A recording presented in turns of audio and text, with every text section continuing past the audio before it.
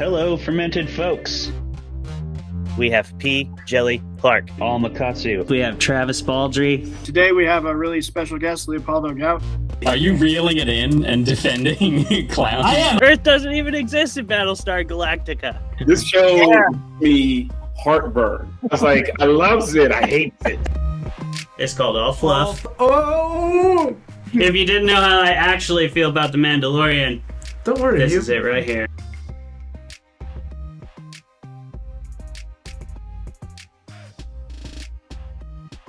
Oh, Hello, fermented folks! Welcome to another episode of Fermented Fiction, the show where we argue about genre fiction while getting drunk and high and having a really good time. Now, tonight, we have bad news for y'all. Or maybe it's good news, you know, in a way. We're returning to old form a little bit because we don't have a guest. Our guest had to drop out because of a family issue. So T's and P's to you, my friend. I hope everything is okay with that situation and that everything recovers smoothly. We will still have Justin Vinall on the show later on to talk about Peter Jackson's King Kong as scheduled. But today we're going to call an audible, and we're just going to do an old school show like we used to in the Fermented Fiction lands, where we just debate each other. Me and Travis are going to go head to head here on a classic horror film because it is October 1st. We have finally arrived on the threshold. Spooky fucking season, bro. And we're going to not talking about tax season. Y'all. I'm not. I am. You might. That season be spooky, but that ain't what I'm talking about. I'm talking about Orange and Black. I'm talking about Halloween, and I'm talking about Scream. One of the OG slasher films, one of the best satire horror films potentially ever made, or the worst, depending on what the dice gods decide for us. Let's do our personal updates and get into this shit. You all know how the fucking show works by now. Yeah. Colin, what's up, dog? Got anything happening? Anything new going on?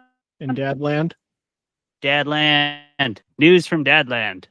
Yeah, the news from Dadland. I was actually down in Portland last week, which Portland was in the national headlines because the president called it war-torn Portland. Yeah, I'm glad you're okay. Yeah, I know, right? I survived. Sounds somehow. dicey. And now the question is, I mean, we don't even laughing. have any cool scars. Yeah, you know? we were all laughing at the tweet when we were down there. But the question is, did it become war-torn because I showed up there? Yes. Maybe. That was my next question, yeah. Or, Yeah, I did I fix it? And really, I get full credit for saving the people of Oregon. No, I think you missed the rest of the tweet. It was war-torn Portland, and then like blanked out in the FBI files is ruled by the oppressive Colin Poynton, who has caused all amounts of chaos.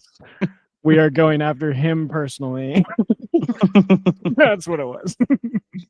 Colin's going to get detained mid-show today. So Portland was great. And yeah, war-torn hellhole Portland. I survived. Good job. And got some great coffees and patisseries. Nice. I'm glad they still have coffee. I'm sure that'll be the last thing to die in the Portland Wars. When the coffee goes, that's when it's time to start panicking. Since it's a chaotic, old-style episode, can I just ask a question to get y'all's take and see if I'm the only one that has this controversial opinion? I don't like voodoo donuts, and I don't get it. I mean, I don't like any donuts, so I'm with you. Stephen Colbert on his update talked about expensive donuts, you know, doing anything other than expensive donuts in Portland or something like that. And I was like, that's very true. But Blue Star Donuts is amazing. And they have fantastic donuts. And they are definitely like $5 or $6 per donut. So it's not something you get a dozen of. No, but they're definitely better than Voodoo. I'll try Blue Star, but Voodoo underwhelmed me. It was like the gimmick was fun the first time. I was like, wow, that's a penis. That's funny. But like the flavor, I was like, doesn't taste that great.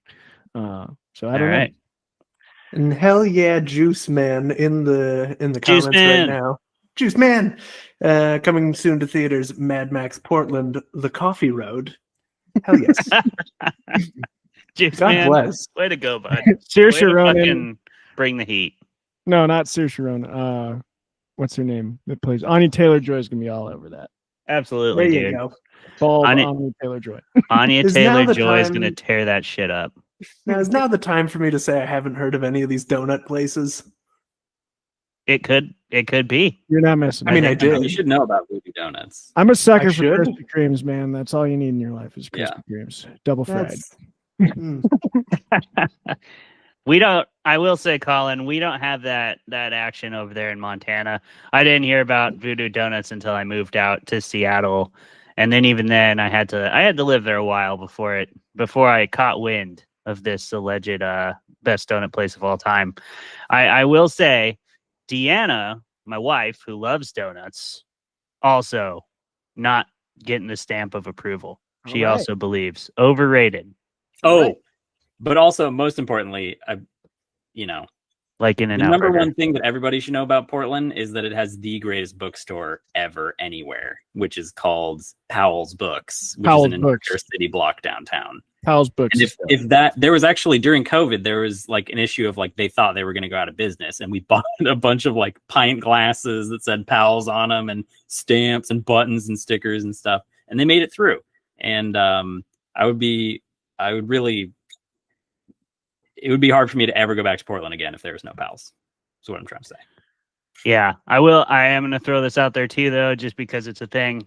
Pals was under a lot of heat recently from the writing community. So just acknowledging that this is happening as well, because it used some AI generated images on its Ooh. merch and stuff. So it had a whole bunch of merch that was AI generated on sale at like a book fair. So they got a lot of heat for Oof. that. So let's acknowledge that happened. Let's acknowledge also that for a long time, Pals has been a really badass bookstore that's helped a lot of creative people on their creative journeys. And let's hope you guys got it figured out with the AI bullshit, and don't do it. Don't Don't do do it. that shit. Don't do Yeah, it. I think the Other than moral that- of the story is that war is hard in Portland. War is hard. That's true. That's true. Yeah, it's complicated. It's true. Pals, we understand that you are in a war zone, so like you get a little bit of leniency there, but not a ton. Don't use the because- machines to fight. Don't fighting fire with fire just leaves everybody burnt, y'all. That's Yeah, it all just it makes does. bigger fires, turns out. It really does. All Collins update. I love it. It's still on Colin's update. We're on a This great is old school We're fermented doing, fiction we're football doing right here. fantastic. We will talk about Scream, we swear. Yeah, at some point. Look, the extra hour we added to this show is because our guests kick ass and they're really interesting. The four of us are not that interesting from bare knowledge alone. So we have to throw some fuckery in there. It's Yeah, going to be a bigger part of the show. a little bit. Travis is like, Mhm. speak for yourself. I understand. I'm interesting as fuck, yo. I understand. No, but you're right. You're right, Travis. No more blanket statements. Listen, I No got more my blanket Calvin and Hobbes up here. That's interesting as fuck. That's true. You've read a lot of shit. So is Colin. And you can trust Travis on that. When he's around, fucks are legendarily interesting. They are. Damn, Jeremy, that one's been in the closet for a while, bro. You I used know, to pull right? that one out every day. I Wait. tried to. I missed it. Anyway, we can move on. I am also not interesting. I want the record to show that. Okay. If you weren't sold on this podcast yet, maybe this is your first episode. Maybe you're like, I'll see what this show's about. A couple people have talked about it. You should now, at this point, be convinced that they were full of shit. Yeah. If you aren't, stay tuned. Travis, let's see if your personal update sparks as much debate, controversy, and debate. I doubt it. I just now have. So usually when people ask you like, "Hey, what do you think of high school?" I always say, I'll take it or leave it. I didn't have bad experiences. I didn't have the best experiences. And then it's usually followed up with, in some conversation circles, like, "Do you have any regrets?" My only regret until recently has been that I didn't play football, that I ran cross country, because I wanted to like be offensive and wide receiver. You know how popular kids like, you want to be the popular kid.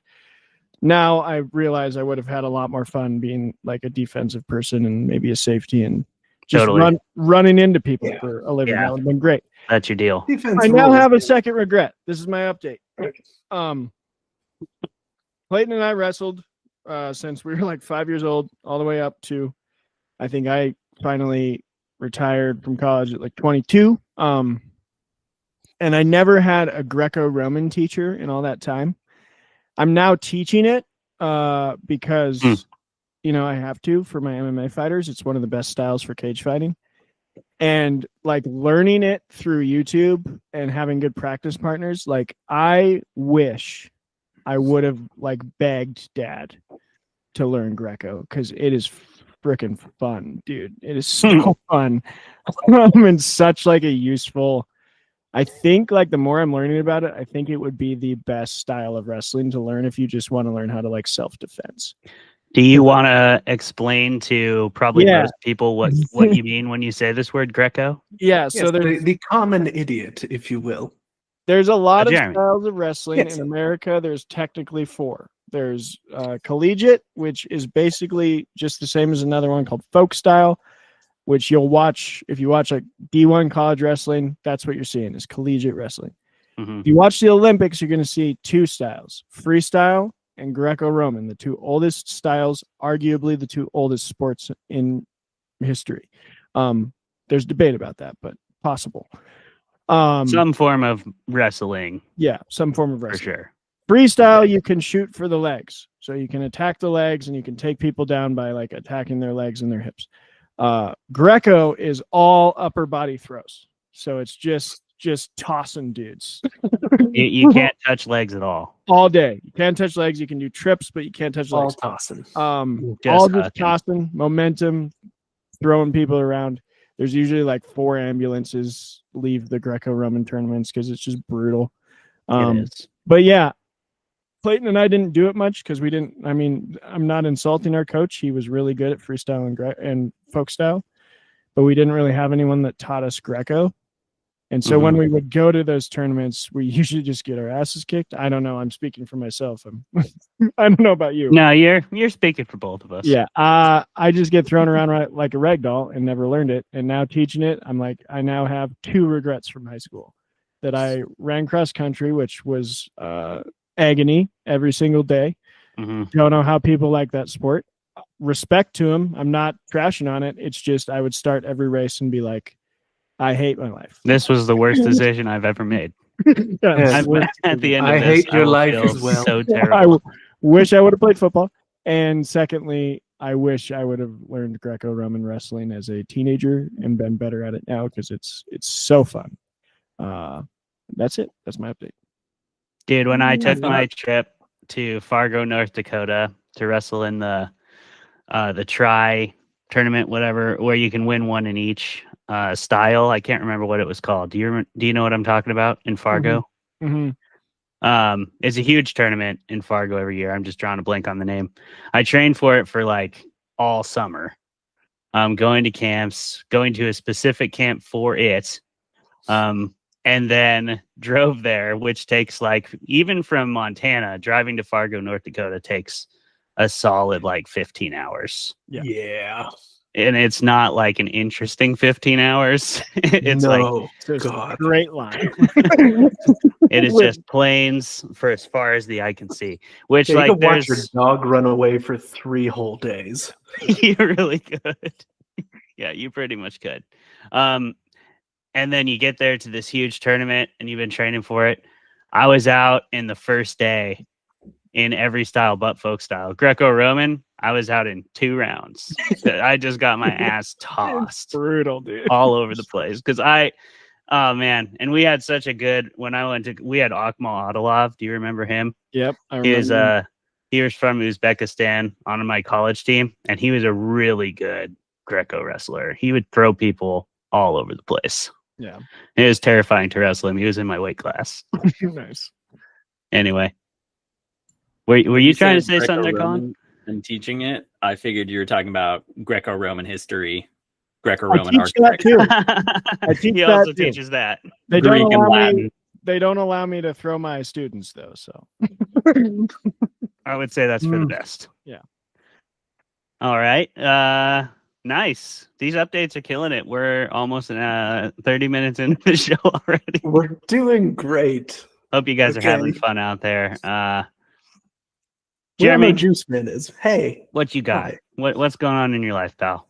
Well, we, as in to say my wife and I, have finally come to a decision that I have been staunchly opposed to for a very long time, which is that we are going to have a television in our bedroom, the Lovenasium, if you Jeremy, Oh. will. hold strong.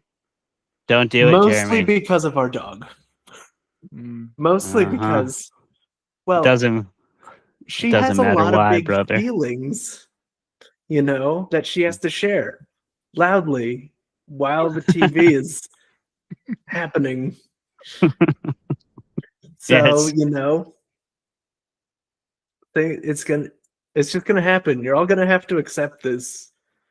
It's my Lovenasium, not yours. I That's true. respect that. I respect your wife. Wonderful person. Very nice lady. I'm going to play taps for you after this episode. Thank you. Because I think, something's dying. With The any luck, Lovenasium. You're putting a TV in the Lovenasium. Yeah. Well, how does that help with the dog exactly? oh, we can leave the room and watch TV. Oh. So the dog won't let you watch TV in peace. That's the Yeah. Oh, I mean, okay. It's a we decoy use TV. subtitles, but Fair. fair. try reading when someone's in your ear going like, "Hey, Dad, Dad, hey, Dad, Dad, Dad, hey, Dad."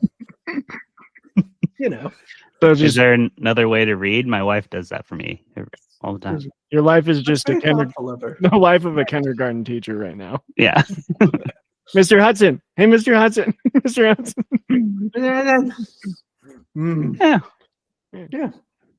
These Well, things buddy, That's happen. fair. You want to keep the train wreck rolling? As long as my wife is there, I'll still probably sleep at night. So it'll be Mhm. okay. Yeah. If she's gone, no, I'm not sleeping at all. We can all accept that. That's fair. I do accept it. Yeah. And I hope it helps, bud. My personal update, I guess I'll just say Is it's it your really- face? it is not. Okay. You'll have to bring that up on your own time, bud. But I got out surfing for the first time of the season since being back from harvest. That was awesome. And it's awesome to live in a place where surfing happens because your surfing friends just sort of show up. You don't have to you just get surprise friends. Sometimes you're like, I'm not even gonna still go out because this will happen again, which is cool when you live far away from all your friends. So my buddy Conrad just appeared at the beach, and he was like, "Hey, I'm here," and I was like planning on going surfing that day, so it was awesome. One of my best friends got to surf with him at Twin Rivers, and it was a great day because we're getting some nice colder water swells. So that's my personal update. Getting outside again, being back here, it's a lot easier, and that's a good thing for me. I'm pretty stoked about it. I basically know one thing about surfing, and it's that my friend in San Francisco goes every morning. Mm-hmm. And for sure, he has his, work friends and family and stuff, and then his surf friends. And Yeah. I think he probably isn't going to go anywhere else. He's settled because of his surf friends, not because of any of that other stuff. Sure.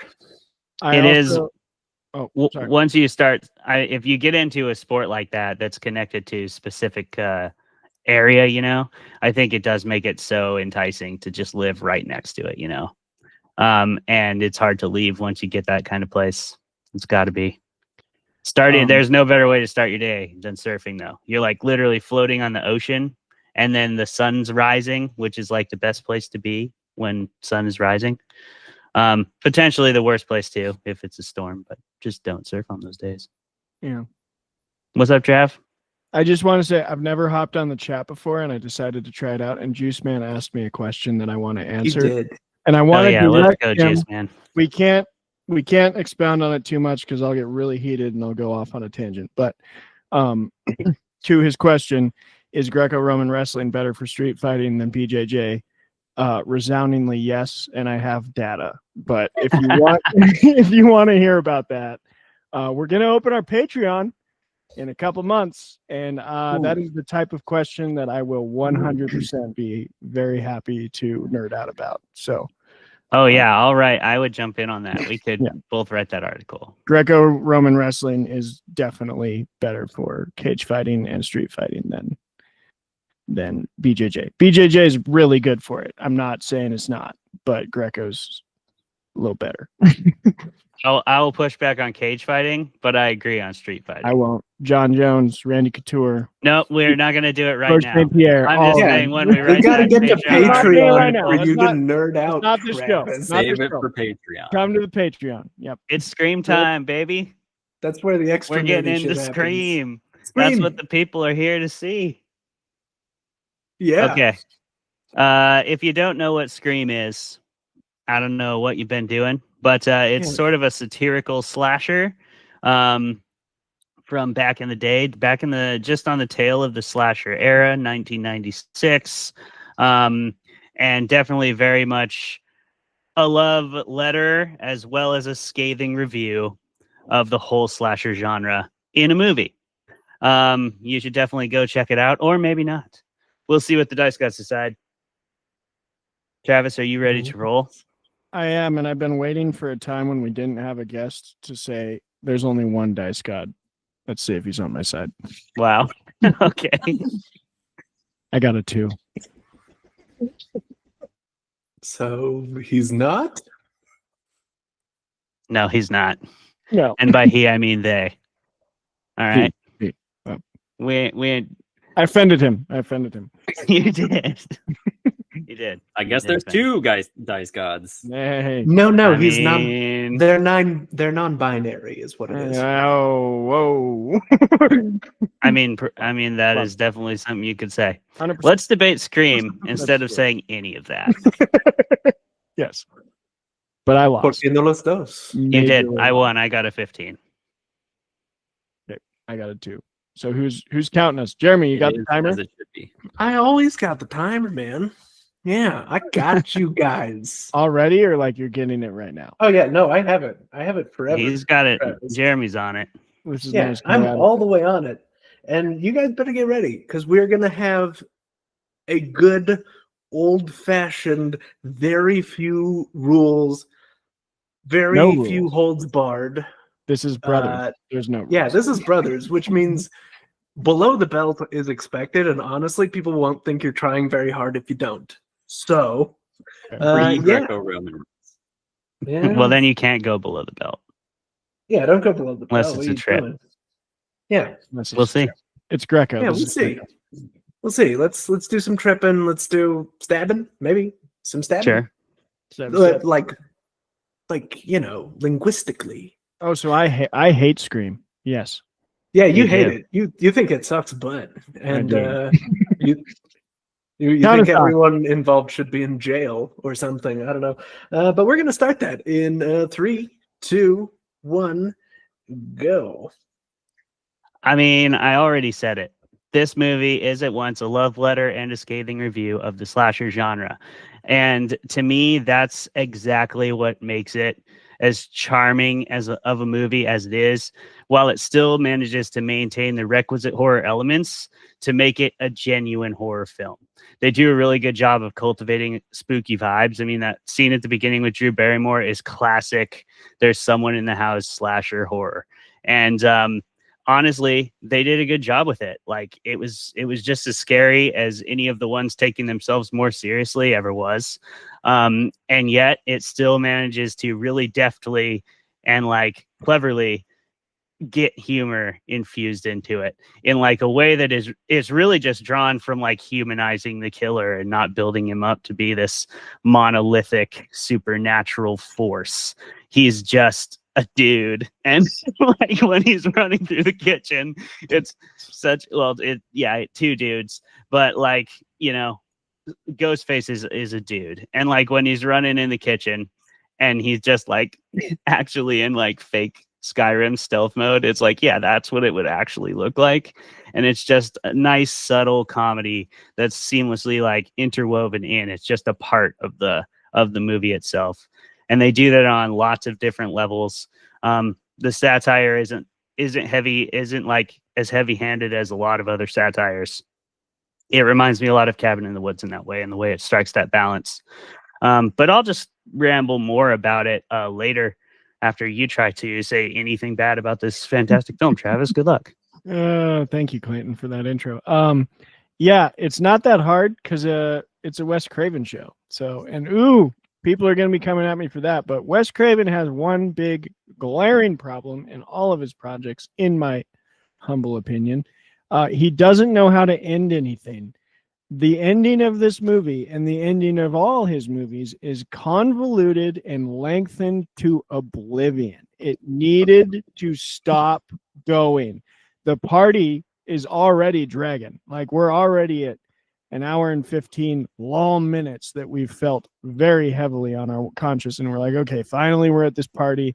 There's going to be like one more murder, maybe a couple, and then we're going to be done with this shit show. But then we get like several murders. The killer's revealed. Turns out it's two of them. They both get like 2 20-minute speeches. Maybe that's hyperbole. They're like 6 minutes, but they feel like 20.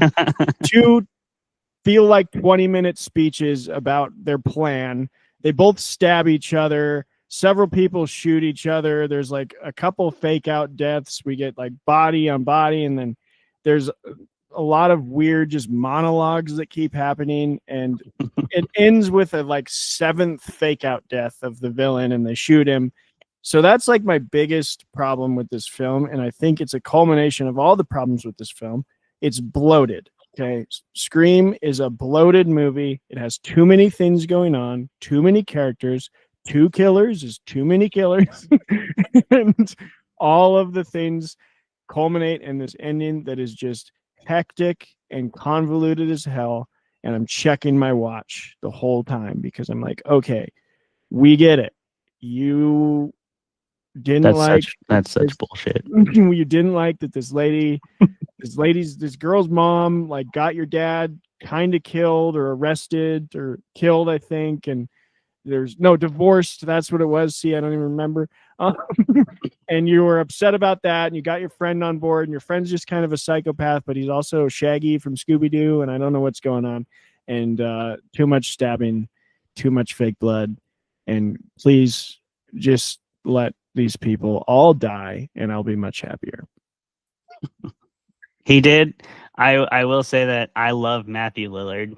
And I love how much he overacted his balls off in this movie. And that's it makes me think of that, because the fact that you would even bring Shaggy into this, frankly, how dare you? How dare you, sir? Matthew Lillard shows up for this movie, and he is a fucking masterclass of how to play a like 90s horror villain archetype. Way over the top. He's the Riddler, you know, he's the Joker. Like he's such a fun character, and everything you just complained about is like intentionally chosen by the film, by Wes Craven, and by the performers on so many levels. The performances in this movie really do it a lot of justice as well. Speaking of Lillard, but there's so many others too. But like, they're doing all of that on purpose. They're making fun of. That's the scathing review part, right? And I mean, I know you know this, but I don't know. I guess maybe it's just a matter of taste, because I love all the ways they made fun of the slasher genre in their dialogue, in their actions, in their choices for the characters. I could see how maybe you say it's bloated, but I don't know. For me, it worked really well, because by the time we got to the party, I didn't feel like it drug. I felt like I was very invested actually in the characters and in the story, which is what makes the party scene work. Because again, it balances the horror and the comedy really well, which is so hard to do. But like, it has that inevitable feeling of doom that a slasher has. But you know, it's going to be funny, but like the humor doesn't take away or distinguish the consequences, which I think is really interesting. I don't know if that makes sense, but for me, I guess that's why it still works, because when they are making those intentional satirical choices, I think they execute it well, and I think the over the topness of it is forgivable because it is. You have to have a certain level of blatancy when you're a satire, I think, to make sure people know that you're self-aware. Yeah. I'm going to hammer on one of your points earlier, and that's all the performances. Okay. So they're purposefully purposefully over the top in this movie. And I get it. I get that the point was the satire, but here's the thing. You'll know them by their fruits. If they actually were good actors doing a purposeful job of hamming up the hell out of the roles, then we would see in the future that their performances and their track record would show that, you know, they had the talent behind doing that type of thing. If they don't, if evidence shows otherwise, that they don't actually keep on getting better roles, then maybe they weren't purposefully hamming it up. Maybe they just are hammy and aren't that good at what they do. Name pop quiz, just like my students. Name one other, without looking at IMDb, Clay, Skeet Ulrich film. You're muted. You're muted. I say I can't do that, man. Come on now. Okay. I mean, so, I wait, can't wait, even name lots one of more. films from more popular people. One more. Well, besides Scooby-Doo, Matthew Lillard, know any of his other shit? I don't need to, Without a bro. paddle. I don't need to at all. I know I'm Scream and I know Scooby-Doo, and it's fucking aces. Pocket aces. I think most of what he's done, and I'm getting a little personal here, is very hammy. I think Neve Campbell, you can name a few things. Courtney Cox, David Arquette, like the three main stars, they stood out. But the killers, their careers never really launched beyond Matthew Lillard. I'll give him, like, he made a life out of the Scooby-Doo business. But Skeet, I don't know where you've been, Skeet. You came back for the newest Scream because that seems to be all you can do. Yeah, Skeet's an interesting call out for sure. And I don't know. I thought he did an okay job, but you're right. I mean, he didn't necessarily take off in the same way as everybody, but I mean, I'm sure he went on to do tons of stuff we've never heard of. And it like doesn't get bigger on IMDb. You never know. Commercials, who knows? I'm sure he went on to lead a successful career. He had plenty of talent to do that. Yeah, I don't know. I think that doesn't matter. It doesn't sound like you're talking about the film. You're just talking about what they did after the film. Like in the film, they were good. In the film, the performances were intentionally hammy and they executed it well. It's a hard thing to do. I mean, it's really hard to be over the top when people know you're doing it and still make those same people laugh. And I think Scream does that better than most satires I've seen across any genre.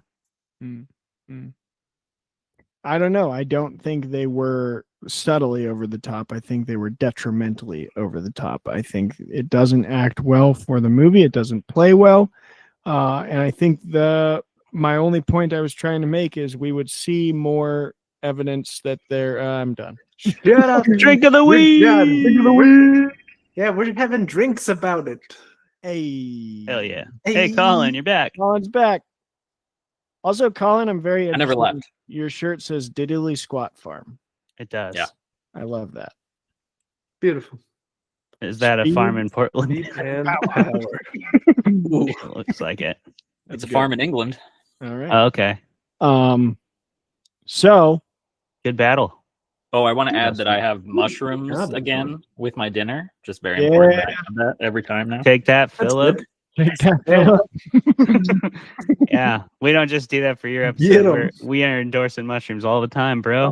Colin's All all, the mushrooms. All mushrooms. I ate so many mushrooms today, though, for real. Got hella So umami, good. baby. all the time. Not those, Colin. I don't know what you're talking about. You're I talking about eating mean- hella mushrooms and watching Scream, you know? Yeah. I mean, that's fair. I didn't want to do that for a debate. I'll tell you guys what I'm drinking. I'm drinking those schnapps again. Right Hell on. yeah. If you don't know what I'm referring to, I think refer back to maybe Brian McCauley's episode. These are beer schnapps. So they actually taste more like a whiskey, like a scotch, than what you might think of when you think of schnapps, which is like peppermint blast to the face. But actual schnapps are just beer that's basically turned into liquor. I didn't know that that's what a schnapps actually was, but that's all it is. It's Basically a beer. whiskey. Yeah, basically a whiskey, exactly. And it does kind of taste like one. It's really good. You can get it at a local distillery here on the peninsula. I'm having so I have two things. One, Montana 1889 bourbon whiskey. Pretty damn good. My friend brought it over the other day for a movie night. We watched Whiplash, great film. Whiplash rocks. And This is my boy. I have to correct my previous episode. I thought that the bottle I had was going to be the rare one that was going out. It wasn't. It's this one. And both bad and good news. You see, it's unopened. The bad news, they did. They went out of business. Oh, So the sort of weirdly good news for me is I now have what will soon be a pretty rare bottle of bourbon. That's very good. But I was gonna have a glass of it tonight, and my wife was like, "Do not open that." So we're saving it for a while. Listen to your wife. Yes. oh yeah, she knows the whiskeys. Mhm. Nice. How about you, Jeremy? Well, you see, I began this episode with a delightful celebration of fall, a maple old fashioned, but I have since finished that, so now it's just straight holiday soft red wheat, and I am killing this bottle. Nice. Attaboy. Yeah. Colin? Yeah. I got my Aslan Brewing Beeham Brown. For those not in the know, Beeham is Bellingham. It's what we cool kids refer to it as. It's so cool. basically the last stop before Canada when you're going up north. And it's a great little town. It's actually really nice. But yeah, Beeham Brown Ale today to fit our small town theme. Nice.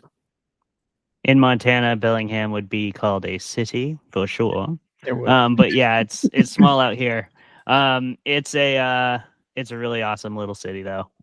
Bellingham's great. And Aslan is a really tasty brewery. They do a good job. Yes. Now, do we actually think that Wes Craven did a good job? No. Fun facts. Yeah, facts first. Colin. Yeah. Facts first. Cool. Oh my God. We're professionals. Clay's still getting used to his podcast here. It's Dude, a I'll be throwback. I will be getting used to my podcast the entire time we do it. And his mute It's a button. throwback. Where his mute button is on the keyboard. We'll be 50 years into Throwback this thing, and I'll episode. still be Nothing- making these exact same mistakes. Same. You know, nothing says Of course, a by then I'll throwback be seen now. episode like Clay trying to skip as many segments as possible. Absolutely, dude. I get into a flow, and it's not a very good one. Colin, It's the wrong one, yeah. it is the wrong one. It's like a riptide. Colin, what's up, pal? I know you got a cool segment. Some fermented facts. What are they for Scream? Let's do some fermented facts. First of all, Let's go. there are so many awesome facts about this film. They're all over the place. It's hard to avoid because it's a cult classic. So, I mean, you know, they can basically have a podcast where they just talk about this show, essentially, this movie, Right. and all the other, not even all the other movies that they made after it. Oh, yeah. But as normal, I gravitate toward how something started out in the writing phase.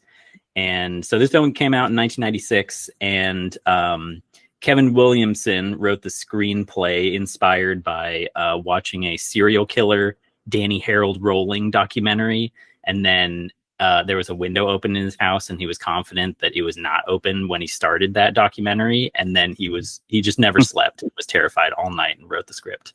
It was actually like a 1-act, I think, and then got turned into a screenplay, and there were a lot of bidders for the screenplay, and Williamson ultimately went with Dimension, who paid $400,000.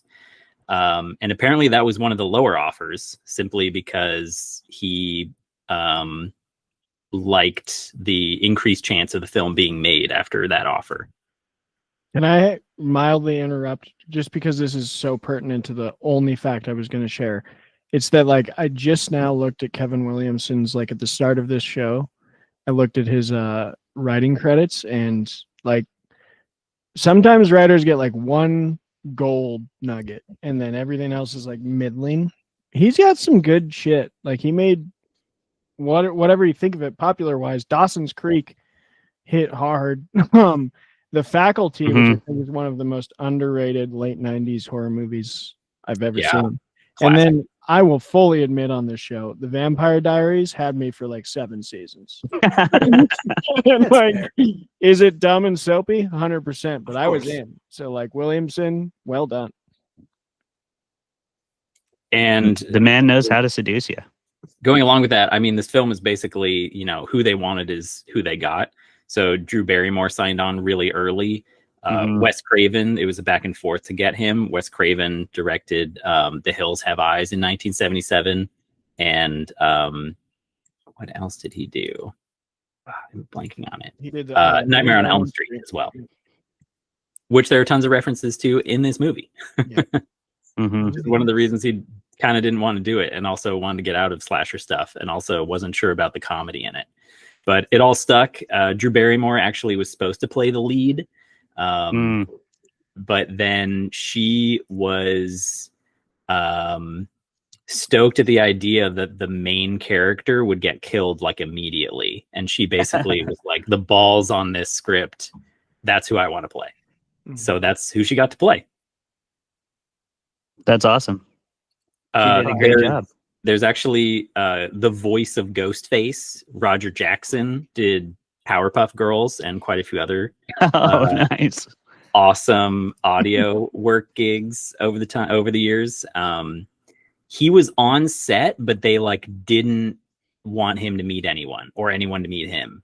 So like they had a stunt double in the suit, and he was like on set doing the lines over the phone and all that stuff on the set, which is very unusual.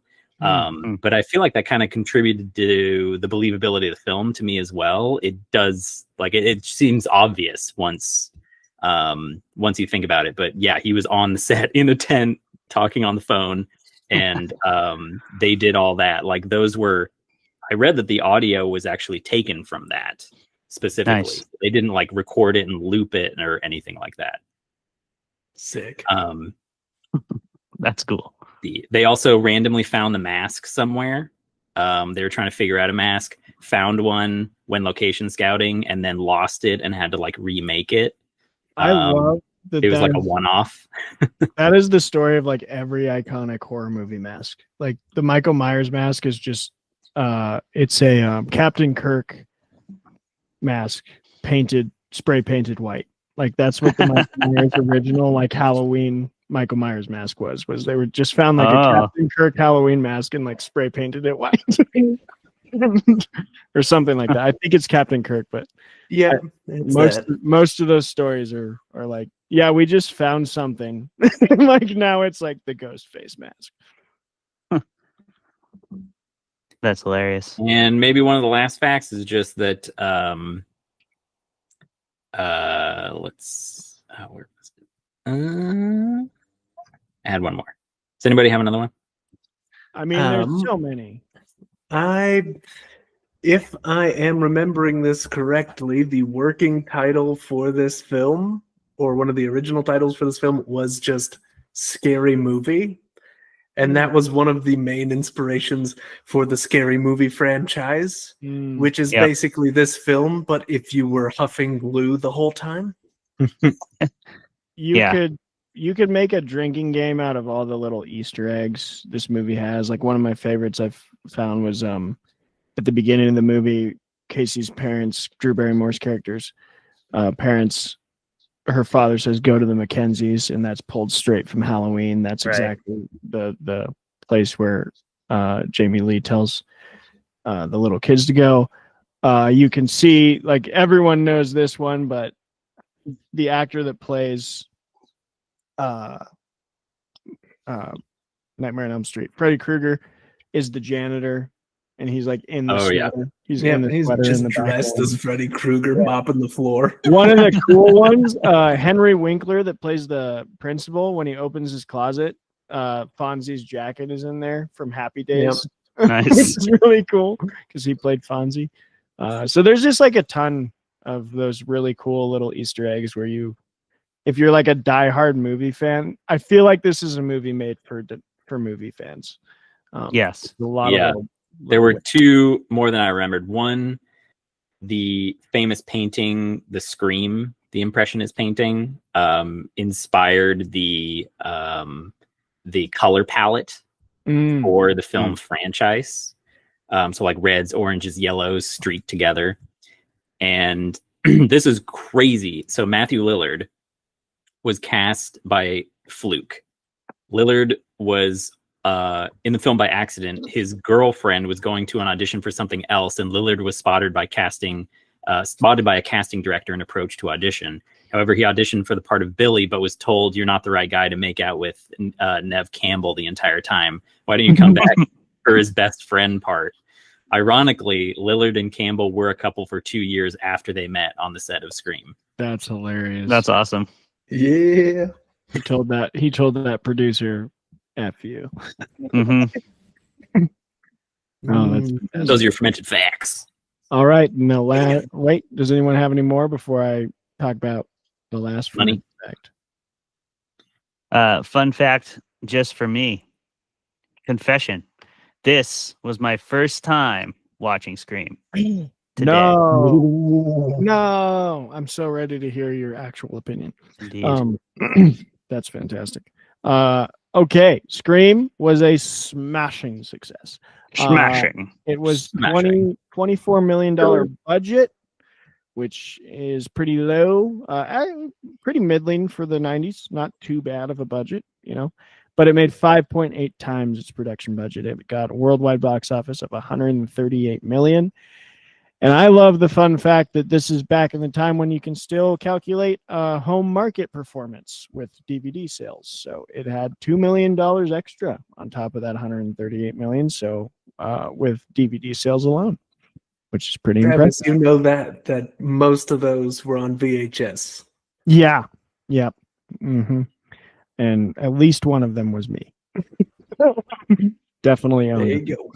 Which I think will transition us right into my opinion, as I was the opposition. And I want to start by just taking a moment to apologize to Mr. Skeet Ulrich, Mr. Skeet Ulrich, and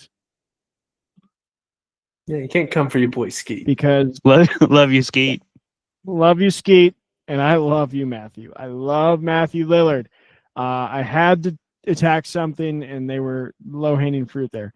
But Matthew's awesome. Skeet Oh, yeah.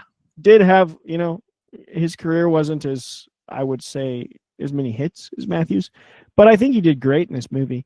And a few other things I've seen him in, he's been absolutely fantastic. But Matthew, everything I see Lillard in makes me say every time, like, how is this guy not bigger? Because he's got a lot of range. I recently saw him in the Stephen King adaptation, Life of Chuck, and he did great. He had maybe 15 minutes of screen time, and he killed his little role. It was fantastic. So, and I think he did great in this. Yeah, I lied my ass off. I love Scream. Clayton knows this.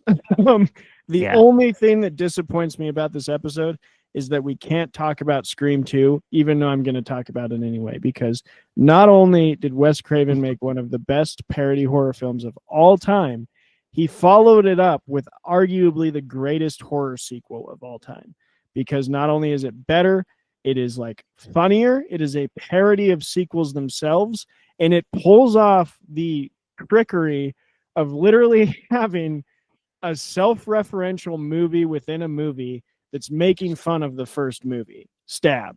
And that becomes like a whole Stab, yeah, throughout the it's so whole good. series. It's so genius. They like make a fake movie that is just an imitation of their first movie to make fun of the first movie in the second. It's layers on layers. Scream 2 is one of my favorite films of all time. I love that movie. It is a filmmaker's movie. It is hilarious. The murders all take place at like at film school. And there's Yeah. like, film school debates like with classes. They kill characters you don't expect them to kill.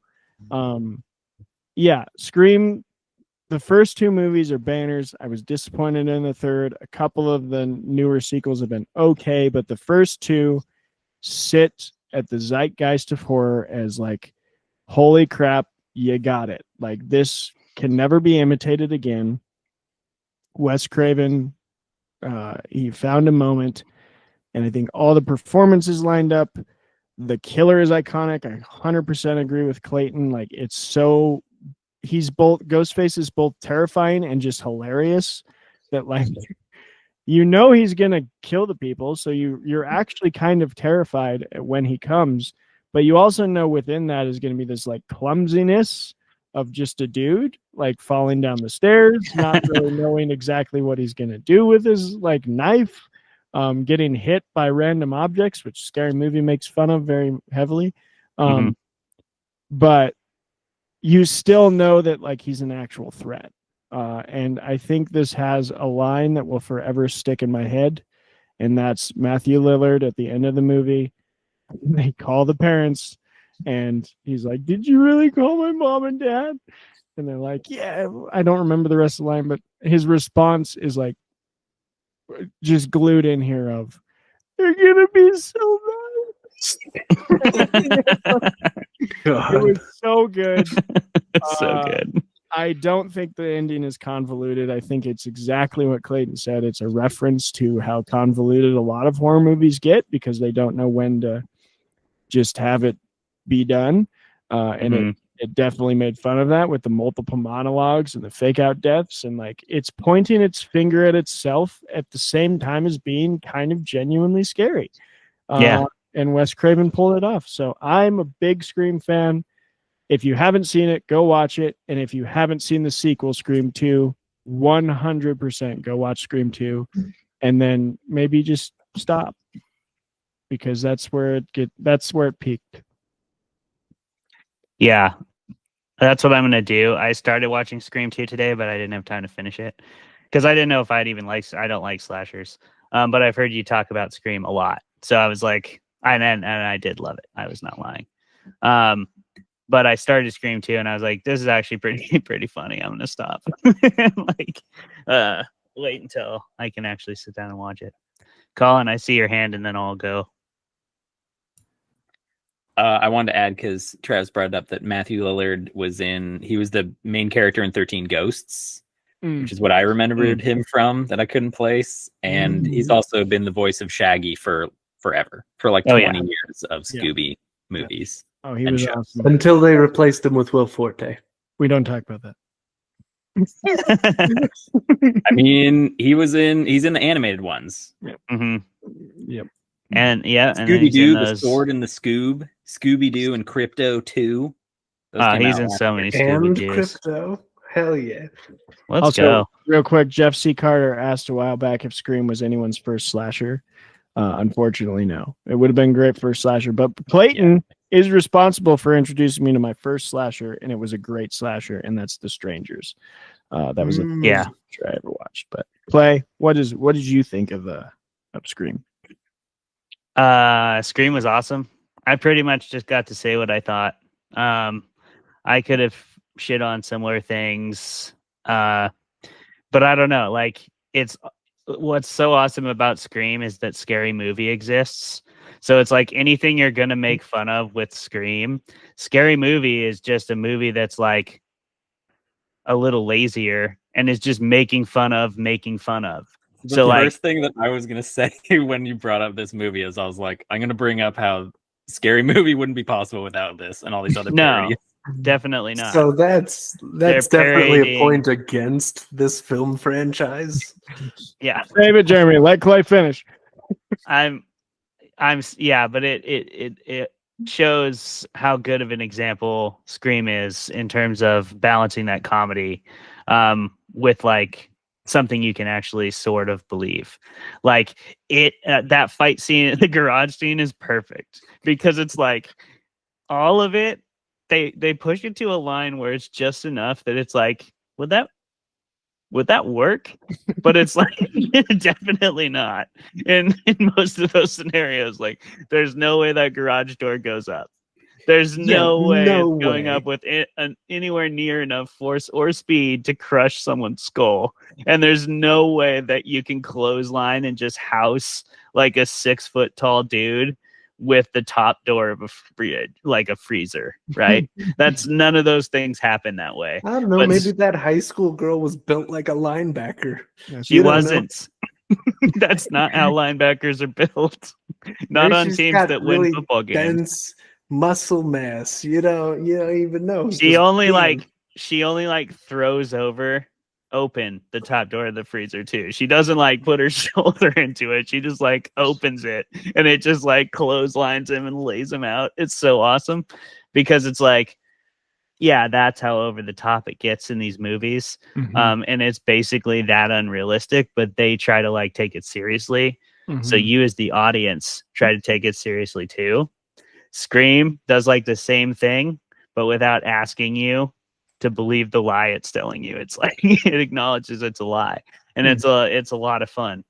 And it like doesn't matter, right? Like that's what we ultimately say in those horror movie moments anyway, or any movie moments where you have to suspend your disbelief to a point where you're like, this is ridiculous, but I'm here. And if you're invested in the story, you don't even care. If you're not, it's just another reason to like it less, right?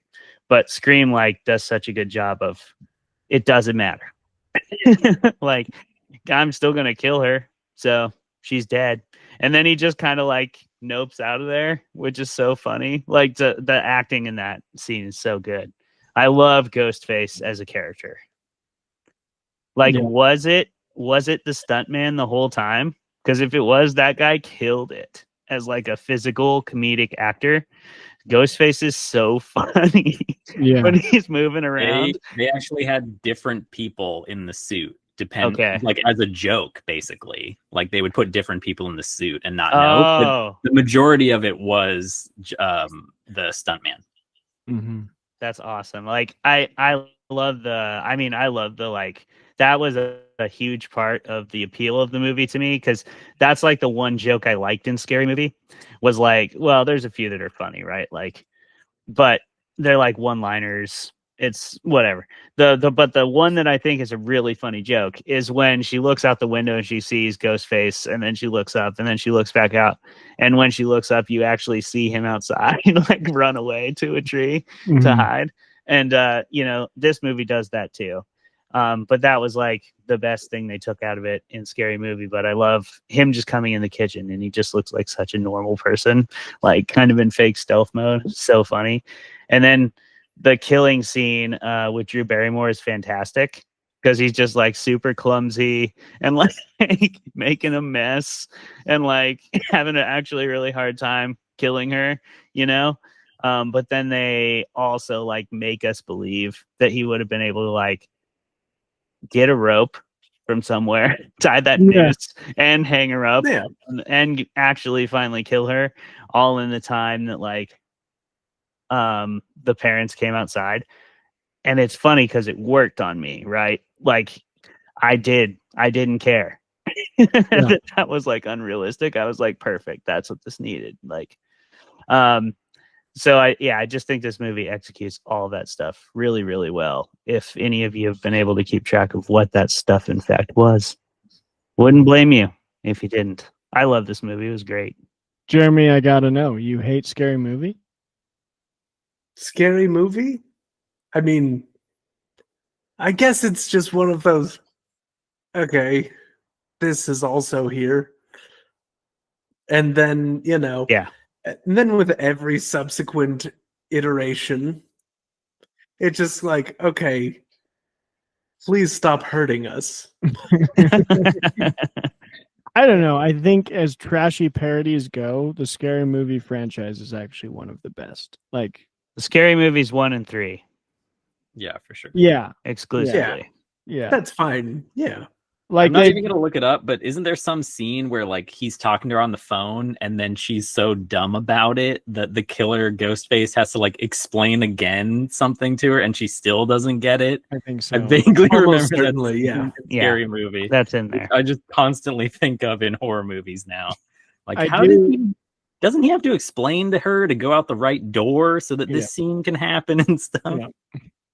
I do love that. I mean, the whole opening sequence, with Drew Barrymore at like the beginning of her stardom, dying right Mhm. away, crazy. And then like that whole, it's just a movie nerds movie. And they like It totally is. they like lean 100%. so hard into it with starting with like a movie quiz show as the murderer. And then all the little things about my favorite character in the whole first film and most of the second one is, and it's terrible, Jamie or Jamie Kennedy that plays Randy. Randy's my favorite character because he's just like he was like me as a high schooler. I've never Like, been so thankful to be a virgin. A yeah, nerd? I wasn't. Such a I great was line. like not concerned with anything partying wise. I was just like, why have you not seen this movie? And that was all my friends too. I'm sure none of you were surprised. So Randy was like Nope. such a cool character because he's so real in my mind of like there's the guy at the party that's like everyone's just trying to have a good time and he's like, you don't get it. You don't get Halloween. Do you even know what we're celebrating? You don't even know Do you what even we're know how doing? to celebrate? Samhain? And I love that he No. I don't. he lives. I love that he lives through the first film. You definitely think he's gone. He's a goner. And they do that throughout of like who's gonna live, who's gonna die. Some of them aren't surprises, some of them are. And then they do the same thing in the second film.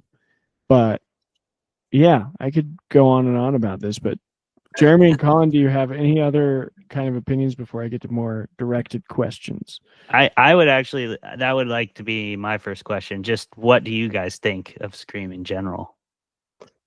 Well, Scream is, look, it's a pretty good one. There's a lot to like about it, and to Travis's point from the debate, I don't think it has too many killers. 2 killers is not too many killers. Just look at Hot Fuzz, a fantastic. 2 Killers is fantastic. Yeah, 2 Killers is great. It makes the most sense, especially when you have Matthew Lillard and your boy Skeet just being as shitty as possible throughout the whole movie. So you're like, I'm pretty sure one or more of these guys is the killer. But yeah, that is fun how they're like, which one is it? And it's like, it's both of them. They both suck this hard for a reason.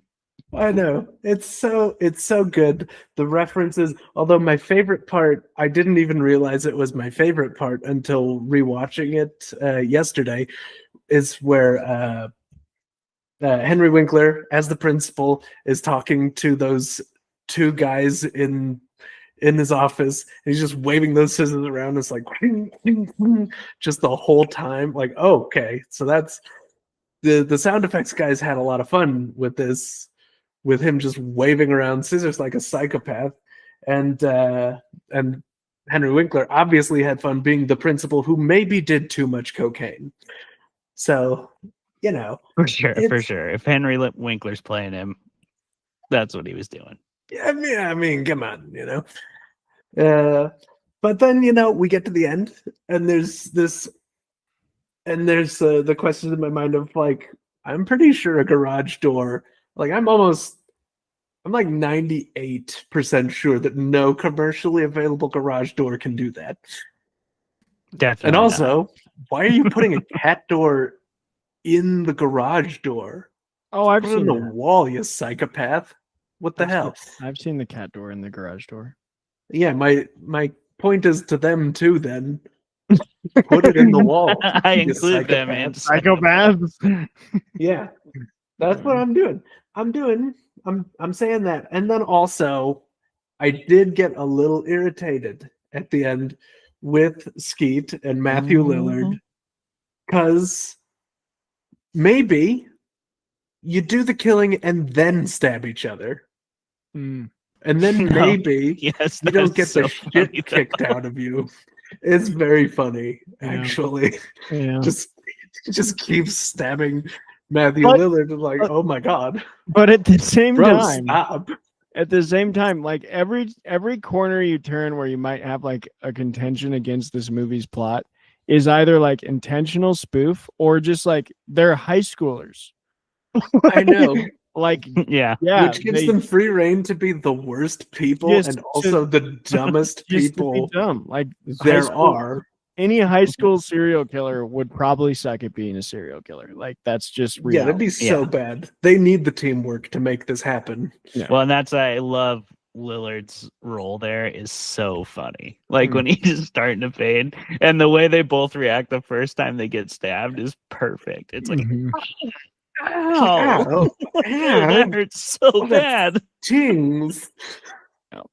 I think you cut me too deep, man. I'm dying here. Then You're he's just like, I'm not dying. feeling so good, man. I'm Starting to getting fade. woozy. I love that. It's so good, and then it just manages them to be, allows them to be overpowered. It's perfect. I quote him so often from that movie because I also all the time do the like, she's no Sharon Stone. Like, that's such a good. Oh god. But I love- think we're all correct that Matthew Lillard would be a dope Joker.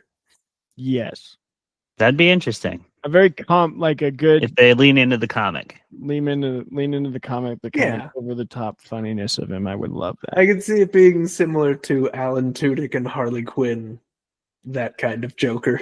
Oh, I haven't watched that, but I'm sure it's great. I love Alan Tudyk. He's awesome. He's so good. My first Colin, Colin before Yeah, Colin. what do you think of Scream? It's fantastic. It's also I rewatched it and it's even better than I remember. And like it does such ballsy stuff that I forgot about. Like obviously, you know, they kill off the main character who we're following the first 15 minutes, and that's like the opening.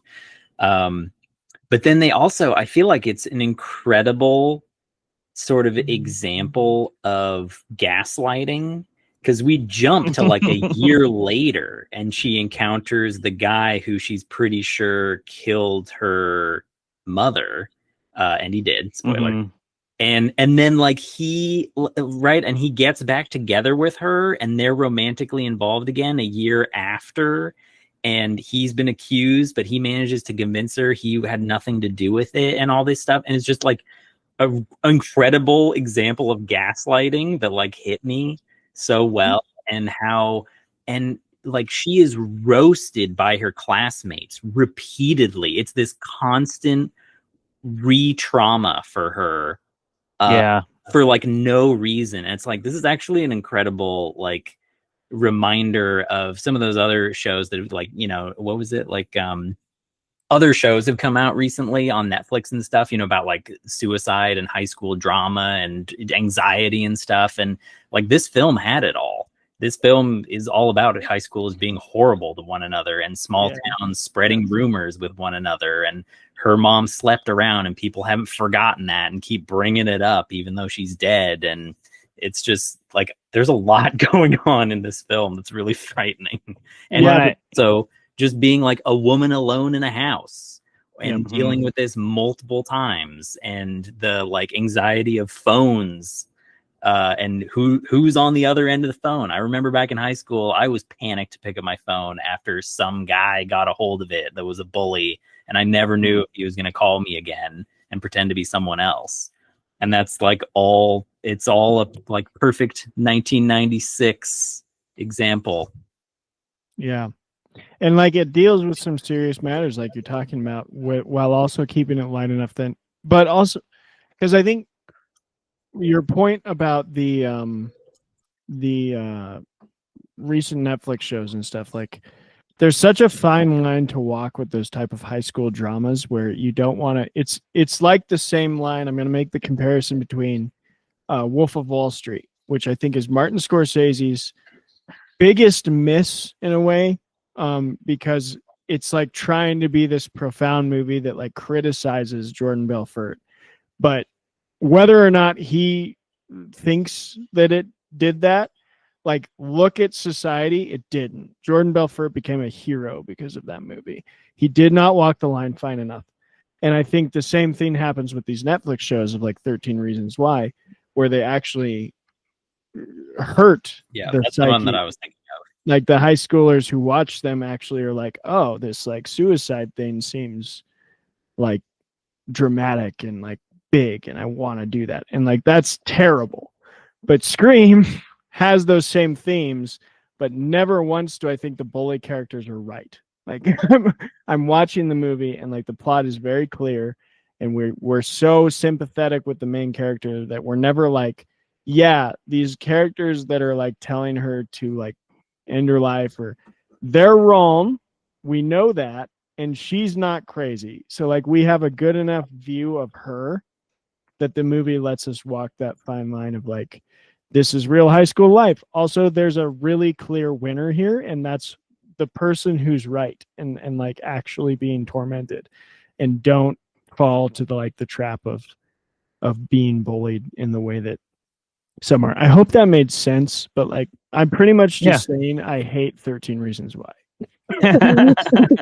No, I think it was. I think Colin and you are both right. Like it's addressing serious issues through comedy, through horror, and that's what good stories do.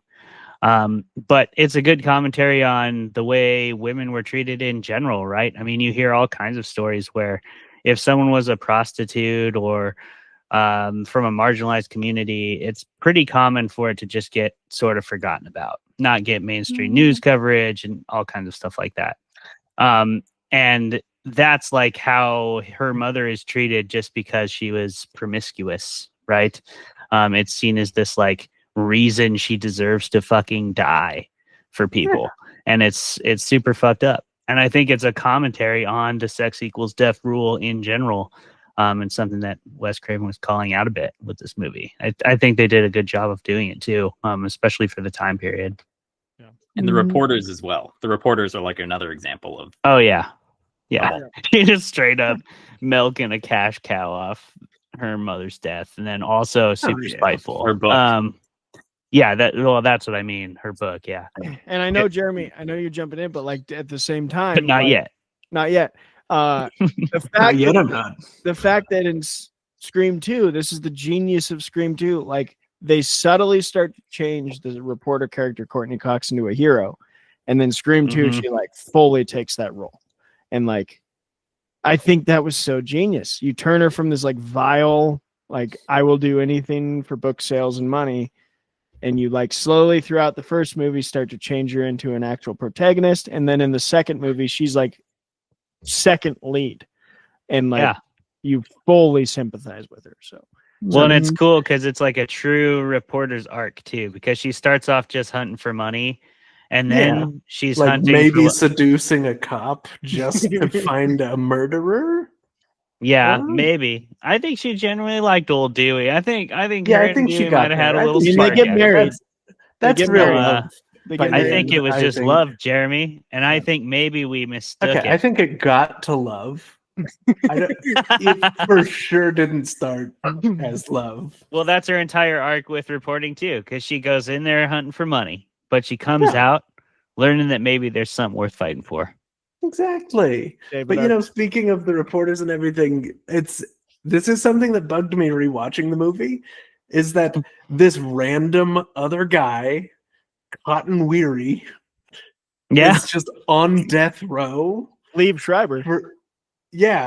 Crazy. He's just on death row, and they don't even address that like he's getting off by the end of the movie. I don't I don't remember if they bring him up at all in Scream 2. He might be dead. I don't know. He's in Scream 2. There's a That's good. there's That's a whole good. arc with him. I haven't He's seen it in a while. actually one of the main parts of Scream 3, Well, thank goodness. which is unfortunately maybe the worst of the franchise, but there's debate. But about yeah, it. Travis, you're absolutely right. If you're going to take any lessons from Netflix, it should be from K-pop Demon Hunters. I've heard. I haven't watched it, but we should maybe watch it for the show. That movie's my fucking soda pop, dude. Bro, Is it that good? Clay, you watched it? Bro, Oh, yeah. that shit spanks. Bro. It slaps. I almost don't want to because my 8th graders are obsessed with it right now, and I don't want them to look at me like You're gonna connect with them on a Now whole look. other level. I don't ever like to say that 8th graders are right, but They are, this time they are. They are. Yeah. Okay. It honestly, I mean, it's a musical. So Yeah. go in there expecting to be watching a musical, not a movie, and you'll be happy. Okay. It's a great Or musical. go in there not totally expecting anything from it. Expect exactly what you expect. Expect it from to be something better called than K-pop Demon Hunters, yeah, and it will then be it'll that. just like knock it out of the park. All right. So we reviewed K-pop Demon Hunters, all the scary movie, all of the Scream films. We're on fire on this episode. we are. I think we reviewed a couple things. Travis in has the brought up a beginning couple as well. things. We are that I so forgot efficient, already. bro. we haven't even gotten to our questions. Technically. Strangers or I something. mean, yeah, the Strangers, which they're making new ones that I'm gonna pretend don't exist. Oh, you brought up the I'm- Faculty, which might have been one of my first. Dude, I Crazy haven't seen the pictures. Faculty, but I've Dude, heard the it's really good. Faculty is Effed up. solid film. Okay, Is it really? Because I remember watching it way too young. I'll And check it started- out. I think it's solid. It does the same kind of twist thingy that Scream does of like you think someone's the protagonist and then they die and like the side character becomes the protagonist. And I really thought that was cool. And the premise is just cool. It's a bunch of high schoolers who like start to realize that most of the school teachers and other coaches and stuff have been infected by an alien and are like trying to kill them. Like And everyone's it's very like, cosmic horror. yeah, Like, everyone's like, you're insane, you're stupid high schoolers, and they're like, no, like my gym teacher just tried to eat me, so I don't think I'm insane. I would think that too had this not just happened to me. Yeah. It's a great movie. But to the Faculty, to a lot of the writing credits of this screenwriter, parody. I want to talk about parody from a panel of goofball writers. Yeah, it's a hard thing to pull off. how dare you? What? Colin's classify me very- as a writer in Colin's that a way? very serious writer. He's Oh, a serious serious, man. He's a serious Just look at him writer. seriously. He sitting writes there, but it's science fiction. seriously Emphasis roaring on the fire. science. On the science, not Him the with fiction. I write science. science. Okay, sorry. Goofball writers and Colin, the serious you. writer who writes science. Thank you for Science. respecting Colin for fucking once. Yeah. Jesus. Jesus. Parody, which is totally that kind of story, is hard to pull off. A rhetorical device that's been around forever. One of my favorite examples, I think, of parody, I hope I'm not completely wrong here, is The Modest Proposal by Jonathan Swift, which I'm just going to mention because I want to and I'm a nerd, and is Definitely a parody. yeah, the long form essay where he proposed that if English people really wanted Irish poverty to stop troubling them so much, they should just eat the Irish children. Great essay. Yeah, very Uh, efficient. Very, very, very good parody. So it's been around forever, but I think it I'm is going to say that's satire, not parody. I think, yeah, but okay. The definition of parody that I've read 2 different definitions today is a satirical, like it starts with satirical. Yes. They're married. So all parodies are satirical, but not all satires are parodies. yes. Exactly. Translation. Satire is parody's lovely wife and business partner. Sure. Okay. Hard genre to pull off is what I'm trying to ask. It has been around forever. Hard genre to pull off. Scream does it. What do you think, just as viewers and as writers who maybe pick these things apart?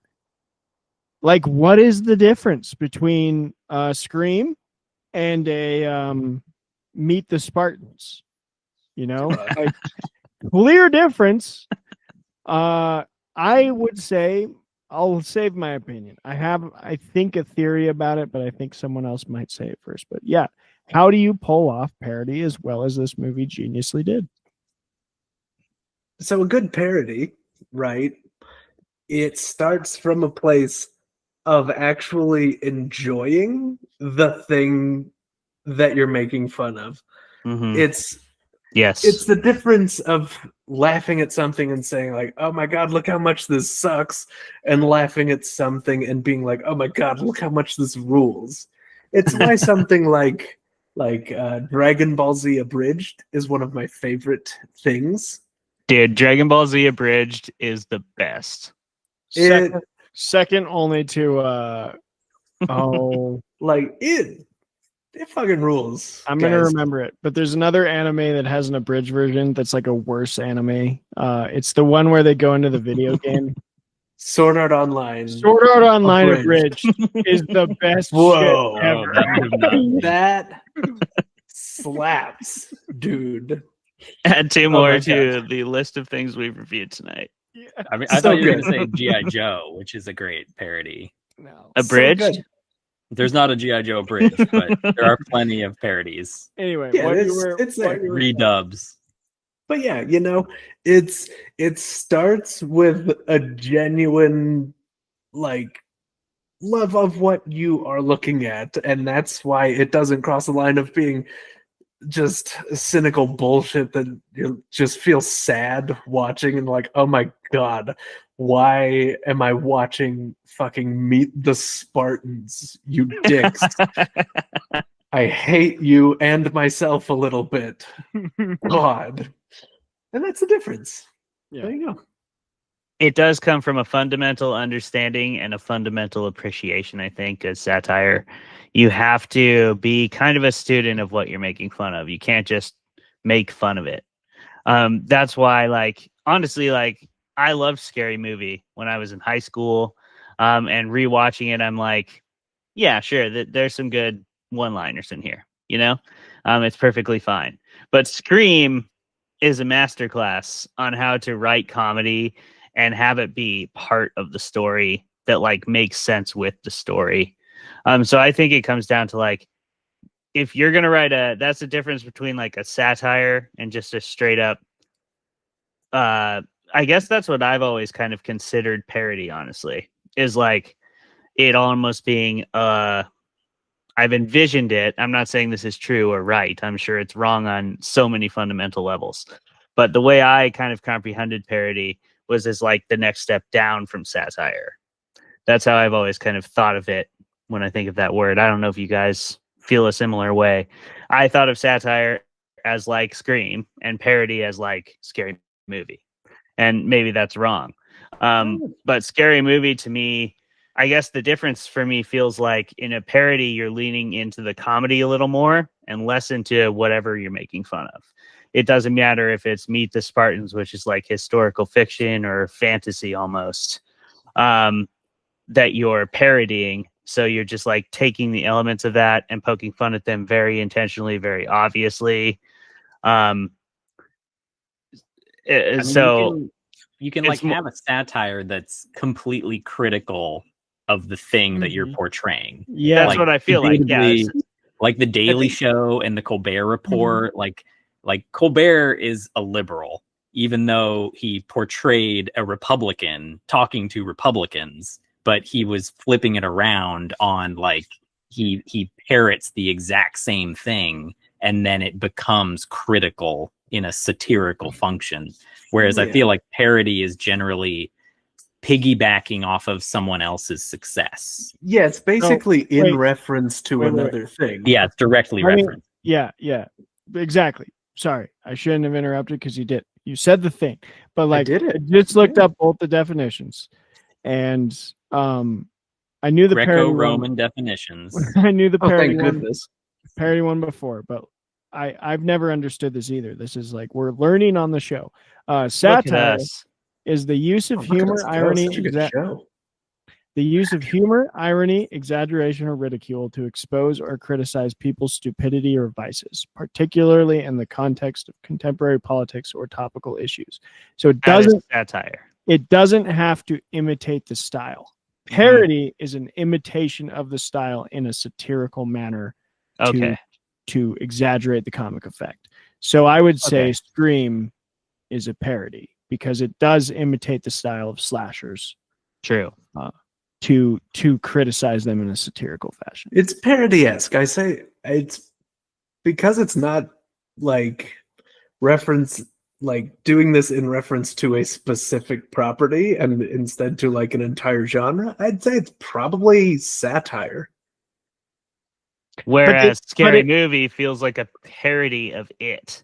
Because it's like it's not parodying any, it is parodying a few different pieces from the genre, but like so directly, whereas Scream more incorporates them into the story, into the characters, into like the aspects of it, It's instead of just parodying like this is blatantly a joke.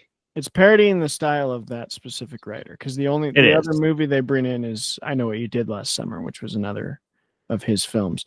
Right. I don't know though. I feel like you can still parody an entire genre, and Scream hits all the beats. Mhm. It does. And that's like the same way where I'd argue that A Modest Proposal is kind of parody, is because it's parodying the style of like the highbrow intellectual British essayists. Mm. Like Swift knew what he was Doing. Yeah. Yeah. What'd you say? He What'd knew you it. say about Swift? You cut out. He knew what he was doing because he knew them. Like he'd been with Yeah. them, schooled with them. Like he knew exactly how they wrote and how snooty they were, and was like, okay, I'm gonna write in the exact same style you do and make the just craziest claim I can. And you're probably gonna read it and like pass it around your little peer review group and be like, this is great. Yeah. I don't know. I think you're right, Jeremy, that there's a little gray area here in the argument that we could say maybe Scream isn't parody, it's purely satire, but it's like parody adjacent. It is an definitely- imitation, but I don't know. It feels like more of an incorporation. Of like a bunch of knowledge from the genre, references, but it's very much a self-contained story, and it separates itself intentionally from everything it references by referencing it in universe. That means it definitively does not exist, right? So to me, that actually really separates it from like being a part of any of those universes, and rather being a self-contained story, where the characters are actively inspired by those universes. Yeah, it almost breaks the fourth wall. You know, It totally I'm pretty breaks the sure in fourth Scary wall. Movie they do break the fourth wall. Blatantly. But in Constantly. Scream, like the characters are into the horror genre and talk about it immediately in the first minute of the movie. They're talking about other horror movies, which theoretically could be like, if you're writing a story and trying to get it published, you know, you may not want to directly reference other genre works. You probably don't want to reference Star Wars in your science fiction book.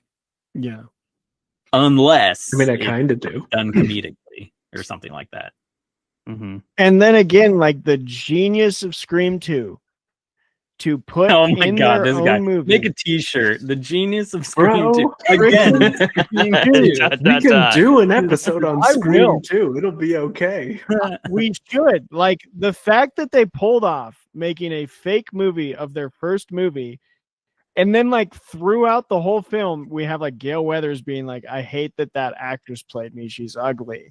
And like all this stuff is like, you can't ever do that again. We They should did it, and we like should have done the Scream duology, but We we should did have, this man, short 'cause notice. Have you Such a seen good movie. Last Action Hero? Because I feel like you would love We should Last yes, Action Hero. probably do the last action. also hero, you know. fantastic. But I think to all the points that have been made, I think Jeremy's 100% on the nose. This might be the most I've agreed with you in a single episode. Holy shit. That what makes good parody, what makes good satire, is a genuine appreciation of the thing you're parodying. So Wow. also, I feel like my connection is slowing down, so I'm gonna Yeah, it's real not doing- quick. It's not doing great. But I'm touched, Travis. Are you feeling okay? Because I can pour some like cherry Coke into my whiskey if that'll help you feel better. That's very thoughtful of you, Jeremy, to offer that to Travis like that. I do what I can, you know? Isn't it nice to have I'm friends? feeling. Thank you so much. There you go. It's I so was nice this to have. close to because I was this close to doing my that for this second episode question- because of the high school party. Second question. Second question? You got a second question? Yeah, sorry guys, my internet's a little unstable right now. I'm trying to fix it. My second question though, and then hopefully my internet will stability itself, is Yes. sort of when we talk about oh, see, there's the delay. When we talk about performances and hamming, I think that's a really good conversation to have. Of you're right that these are over the top performances, but they somehow don't feel inauthentic, and that's enough. Like, this movie is a movie of dancing on fine lines, and that's another one of them where it's like, okay, big performances, very hammy, but they sell it. And I think there's a reason why, but I'd love to hear y'all's opinions on like what is that subtle edge you have to balance between, okay, this is too much, and okay, actually that worked. The amount that you went over the top was the perfect amount. I'm nowhere in the realm of these people as performance artists, obviously. But I don't know. I think it is there's a level of believing what you're saying and authenticity that good actors bring to a character that sort of separates them from the pack. And I think that everybody in this movie has that. Everybody's very invested. They really feel there. That said, there's still a couple moments where I do feel it's a little over the top. I would say some of like the conclusive Lillard scenes were definitely over the top. Like, not ones he's stabbed and stuff, but some of the monologue stuff. I was actually with you on that debate. Like, I get all of it. I get why they made those choices, and it's not like anyone did a bad job, but it was a bit much for me. So I could have done with a little less of that hamming in a couple places. Honestly, to me, that's the only place where this movie does creep into that scary movie territory where it's like, okay, we get it. Whereas the funniest moments for me are where you don't get that feeling of like, I get it, that you're making fun of this. But you just like, you get the joke, but you don't feel like you're being made to get the joke. You were just in on it. And this movie's good at letting you in on the joke, but the only places where it maybe got a little past that for me was the hammy acting, because hammy acting inherently feels less authentic to me. I have a hard time believing it, unless it's theater, because in that case, I'm kind of suspending my disbelief to a different level. Yeah. You can physically see these people, so it's totally different, right? That's where that acting comes from, and it's useful in those settings. But like in a film, I don't know. I am a bit of a stickler for overacting. It's hard for me to get invested in that. Yeah. But I think I'm going to push back on that a little bit because the characters who are hamming it up are dumb. They are not smart guys. They are in high school, and that to me makes all the hamming in the world believable.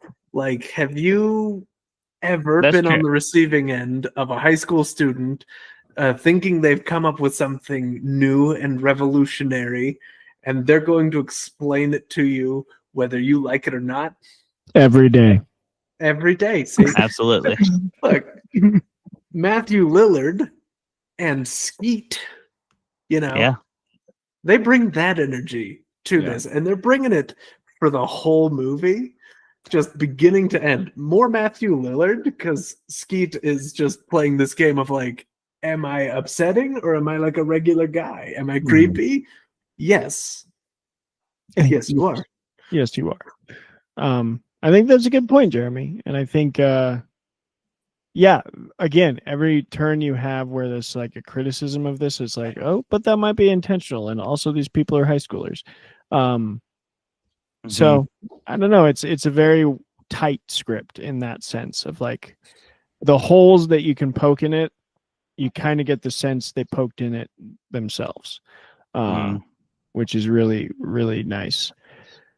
But I think one thing I think about is the believability 100%, and also just commitment to that role, to that like and I think one thing Scream does is consistency. So like by the time we get to the over the top scenes of Matthew Lillard's character when he's revealed as a killer, we're kind of already pretty used to that as his personality. Yeah, you pretty at him being over the top the whole time. Yeah, he's kind of just a big personality the whole time. And so I think that happens well with like some hammy characters, is if they're that throughout the whole film, and then that has to be part of their like primary role, it is a little more believable because you're like, oh, that's just who this guy is. Like he's just a big personality. And those people do exist in real life. So that's Yes, they do. That's like I think an element that maybe Lillard played very intentionally. Yeah, I think it is. I don't know. It's just another level of suspending disbelief, where you have to buy into the hammy acting. And I don't know if I was quite hooked enough because I think it kind of just started right away. I think part of it is too, there is something to be said for him not being completely reprehensible, but he pretty much was, like, all the way Yeah, he through. really was just a fuck. Just total fuck, dude. Yeah, and I know He was the worst, and like I get it, but that's what like to me breaks me out of a satire. And then I don't want you to tell me you were making a joke. I want to laugh, and like we can acknowledge that good joke. I laughed. Don't tell me that you made a joke. Yeah, and I think we've talked so much about Scary Movie, but that's probably my favorite joke in the whole movie, is that they like made a character that was just the worst boyfriend ever. Yeah. And then they made his friend, like the scene where he's like literally kicking his girlfriend on the ground, and the like Skeet Ulrich parody is just like, dude, stop. Dude, like quit it, dude. That's all he's doing. I was like, that is one of the best moments of a Scary Movie. Is like, dude, quit it, man. Because that's just like Matthew Lillard. Matthew Lillard's boyfriend version, like to the extreme. I loved that part, but yeah. I probably had so many more questions, but we've talked a lot about some awesome stuff. I do want to go one more thing towards the writing. Do it.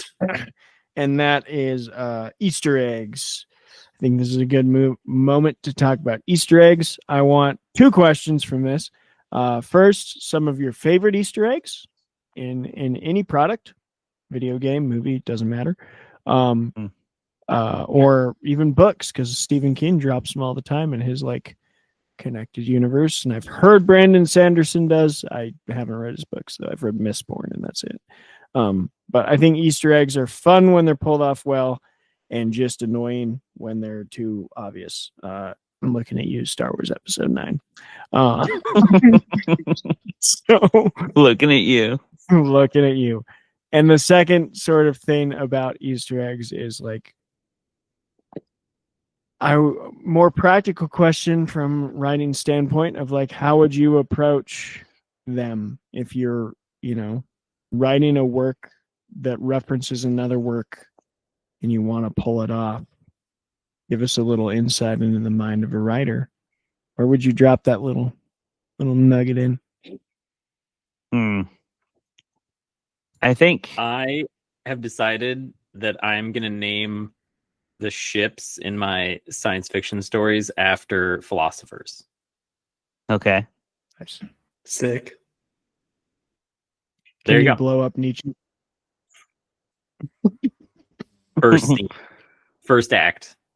You're blowing up Nietzsche first act.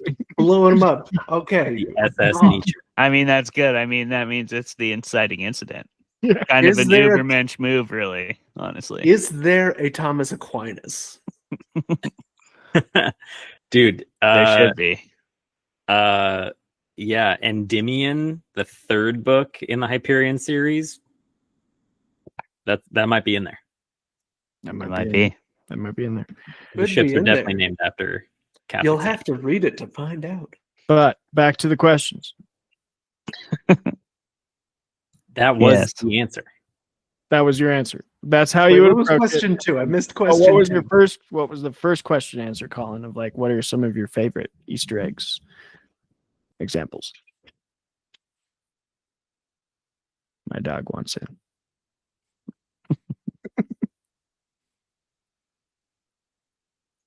I will say what my favorite is. Please. My favorite is that the mother bear is a rug in Shrek. That is such Yes! such a savage joke. Because you Damn. literally see the baby bear and the daddy bear in the scene, like a couple scenes before, in a cage, and there's no mama bear anymore, and she's been made into Lord Farquaad's rug. It's so brutal, dude.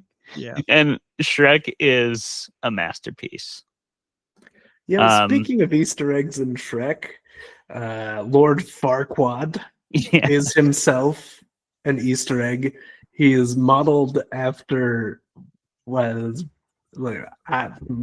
Eisner, something, and his name, they call him Farquaad because in a children's movie you cannot actually say fuckwad. Shrek And that's is a great. genius film. It's such a great movie. Genius. Not of my Shrek. favorite. Not The my genius favorite of Easter egg, Shrek. though. My favorite Easter egg is, of course, a throwaway line in an episode of Doctor Who, where the Doctor spots a hula hoo in some alien shopping center where he's at. For those of you who party, hula hoo is a super intelligent shade of the color blue from The Yep. Hitchhiker's Guide to the Galaxy. I love it. I love it. So I good. was gonna say the Hitchhiker's Guide is riddled with great references, but Mhm. they're often, I mean, it's the best references to just rocks in general of all time. That line where he's like, "It floated in the air just the way rocks don't, or bricks So good. don't, Brick, Just yeah. the way bricks don't. and just the way bricks don't." Oh, yeah. Best reference to bricks of all time. That's a great Easter egg, Jeremy. But how do you approach writing them Fantastic. yourself? If you ever Well, the thing that you have to remember, and I think I've brought this up before, is that any Easter egg you put into something is something that someone is not going to notice. So it has to be non-critical. It kind of has to be a throwaway thing that, like, it doesn't impact the story whatsoever if somebody doesn't get it. Mhm. Like with the hula hoo thing, that wasn't a story critical moment at Mhm. all. Neither was the fact that people hated Michael Eisner when they were making Shrek. So, like, and you still get Shrek not knowing that. It has to be something that for people who care, they're going to do the homework that you've given them, but Yeah. it has to be extra credit. It can't be part of the final grade. Yeah, that's a good point. That's Yeah. I would say I agree with your second point there, Jeremy, that it can also be a part of the story that the story works without your knowledge of it, but it can still inform the story. As opposed to like the Hulu, who it's like, that was just a fun little, oh, look at that. If you happen to know what that is, good for you. Yeah. But that, like you said, a throwaway line, right? So those are like two different types of Easter eggs. Stephen King does a lot of those too. Sometimes they actually affect the story, but usually only if those two stories are directly tied together in some way. Yeah. Because I don't think he likes to make promises he won't deliver on. So I think they work in those instances. The only time I've used it is in like Crevasse. I would say it leans more into that second thing Jeremy said, where it's part of the story. So like the Travis character, I put my brother in a book just to kill him immediately. Yeah. Spoiler alert. 100%. Like you It's do. the prologue, so Yeah. it doesn't take long. That You die fast, but the character with your name was kind of inspired by like Marc-Andre Leclerc, and then his film The Alpinist came out, which is excellent. But I used to watch some of his stuff, and he was crazy cool to watch. And then he died like out of nowhere doing like a regular climb. It was crazy. So like that character is inspired by that, and his character kind of represents that, I guess. So, and I have a couple of things in there that maybe if you were a fan at the time, and you watched The Alpinist, I think you could pick them out. But there's some like Easter egg stuff, I guess, there, but I don't know where the line between it being an actual Easter egg or just being inspired by is. I think Easter egg kind of has to represent established universe or something to me, and I don't have that because I'm still writing like my first trilogy. So yeah. it would be pretty arrogant of me to be Easter egging right now, just a bunch of shit like, Yeah, oh, just Brad, like my short story. Crevasse. I mean, Easter egging in the prologue. Like, what are you Yeah. even referencing? The first couple sentences? You dick! What are you doing? Whenever I have a short story out anywhere from Easter egg. 2019, I'm Easter egging that building my thing. Stephen Yeah, if you've King been following along, I'm the building my Easter eggs are Stephen throughout King. everything I write. You should go find them and tell me what they are, so I can pretend I put them there on purpose. Yeah. Yeah. I think, okay, this is going to be the second episode in a row that I've complimented Marvel. I'm really turning a new leaf here. But Oh no. we tend to get jaded Do about it. Marvel, I think, because of new Marvel. I think that's the royal we. Sorry, I shouldn't speak for the whole podcast. I've talked about that before. I tend to get jaded about Marvel because of new Marvel. Like, they're not doing well. But They're not. like, there was a time, like, I have really recently been like, I need to stop being so critical about early Marvel because I was in. Like, I can still look at it with a critical lens, but like, they did some stuff that was really good. And one of those things was they played the comic book crowd like a fiddle. And they had, in all of their movies, they had little Easter eggs, and they would literally just surf the internet and watch which ones caught. And that would be like what they're writing for in the future. So they'd be like, oh, we're going to just like drop this little thing in there. Oh, that one got, no one talked about that one. So let's see. Oh, they all talked about that thing in the background. So maybe, okay, that's going to play into the next movie. And I think that was pretty genius, honestly, and gets forgotten about because of, again, of new Marvel, which has some repair work to do. But well, and I think there's some level of a good strategy kind of becoming its own demise right there. yeah, Like, you're starting to write from a different perspective. Good superhero movies are made by people who, just like we talked about earlier when we were talking about satire, they come from a place of loving that and like dreaming about adapting that. Yeah. Not like, oh, you get established in this industry now by directing a Marvel film. That's when you've made it. We have this list of Marvel films. Which one would you like to direct? You know, like we've collected these from the algorithm in order of how much money we'll give you for each of them. Yeah, it's kind of it's become like a okay, here's Marvel comic dartboard and here's social commentary topic dartboard. Yeah. And then you slit a chicken's throat and wherever it dies. Yeah, exactly. This is the way they run the economy. Exactly. Speaking of Easter eggs, South Park slays with the Easter eggs. They do. All the time. All the time. Fire. Colin, did you come up with your favorites? No. Okay. Okay. No, I All got right. none. He's got Colin hates Easter eggs. He hates Easter, and he hates all of you. And we will speak for the whole podcast. Yeah, naturally. I guess we will. When we know, we know. You know? This has devolved into something fantastic, I think. And I have no more questions if we're ready to rate this son bitch.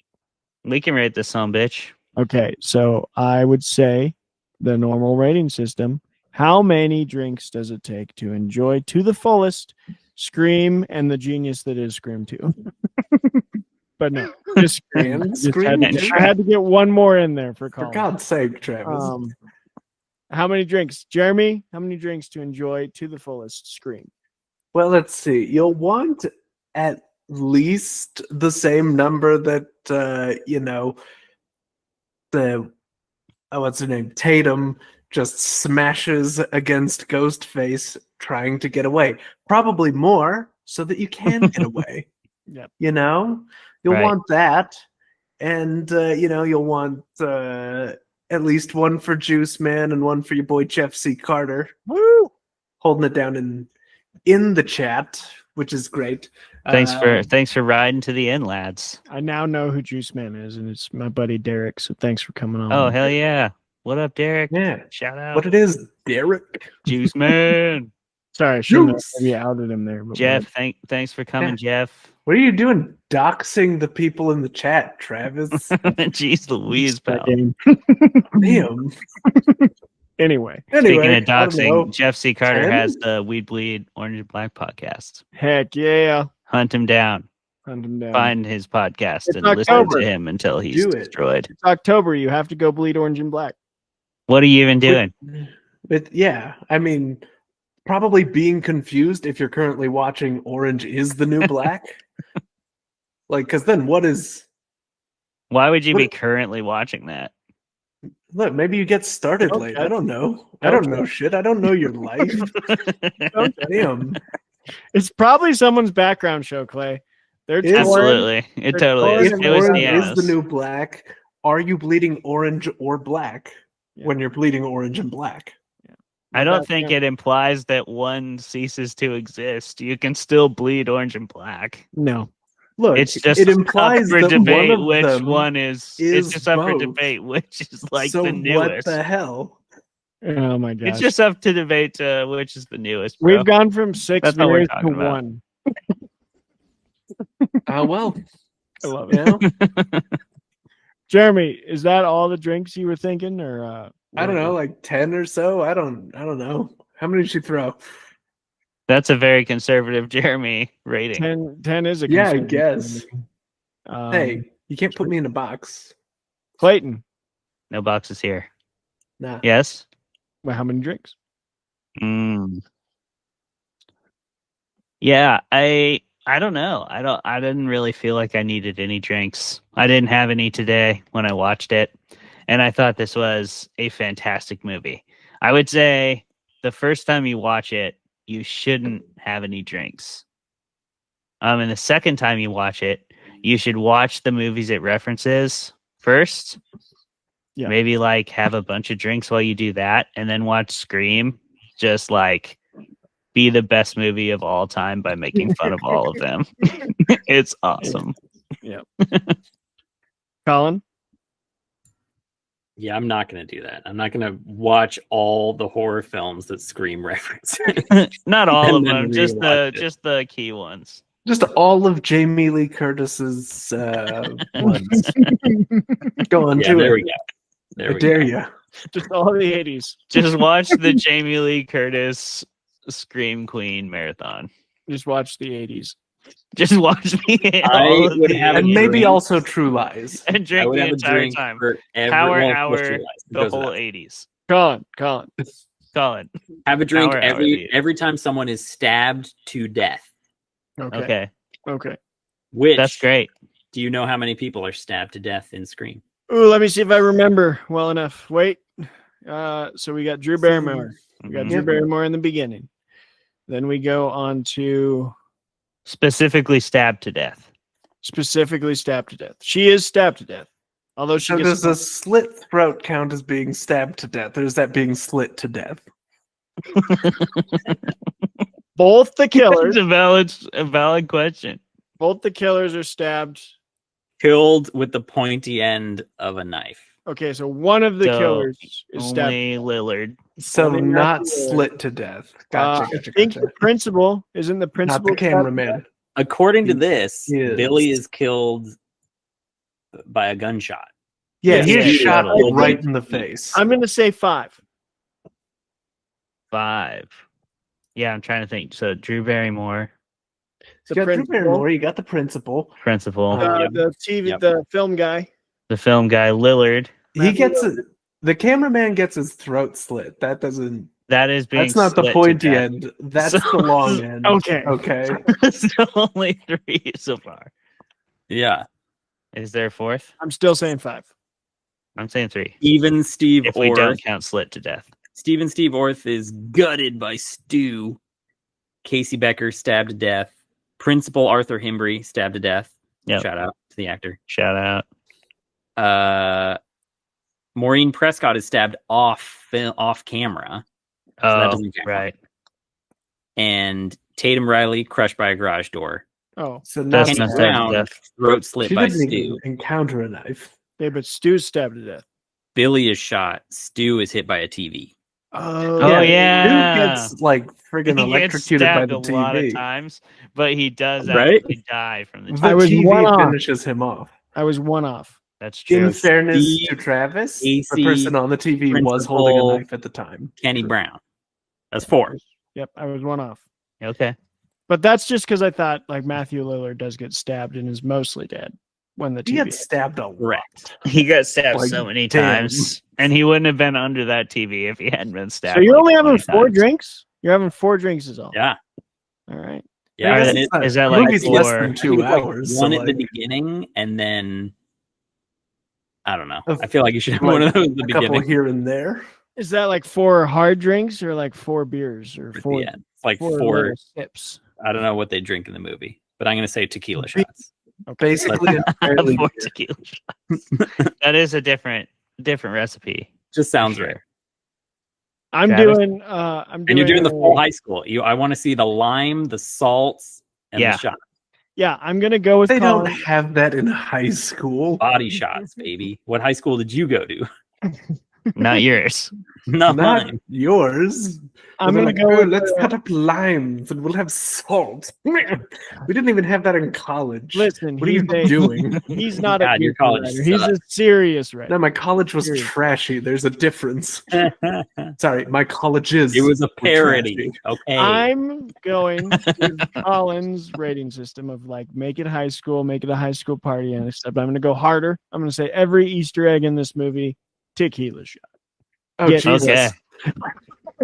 That's Call a the lot. ambulance before the movie starts. Yeah, Every Easter egg you recognize, or do you have to know all the Easter eggs and drink for each of them? you recognize every Easter egg. You recognize. Okay. So, Okay. like, don't do the research beforehand. Don't watch beg the of you. whole horror movies inspiring before. Here's why I You'll be think. safe. Here's why I think that's the perfect system. Is like like people who aren't complete movie horror nerds are gonna have just a fine time. Maybe take a shot. Maybe Yeah. if you're a crazy horror fan, you're gonna be drunk. You're not Yep. going to be You're gonna have a okay. good time. Also, I guess I'll amend my rating. Pour one out for Blockbuster. I guess. That's You fair. know? That's true. I agree. Right on. Well, that's all I got. Clay, you want to take us out? Yeah. Thanks, everybody, for showing up at Fermented Fiction tonight. I know we didn't have a guest, but I hope you enjoyed this ride with us. It was a good time. We had some good conversations, some good arguments. I'm feeling relatively drunk. Like I just followed one of Jeremy's rating systems, and I'm ready to call it a night. I'm sure you are too. Thank you so much for tuning in to Fermented Fiction. We'll be back next week. We will have a guest. We will have yet another topic, and we have lots of episodes planned for October. I think we have 2 or 3 extra episodes, so there will be a couple weeks where we'll be live on Fridays and Wednesdays, Saturdays and Wednesdays. So I'll keep you posted. Follow my Instagram at Clay Vermulm Fiction to get all the news. That's the best place. We'll see you out there. We'll see you next time. Thanks for tuning in. Goodbye. Bye. Bye.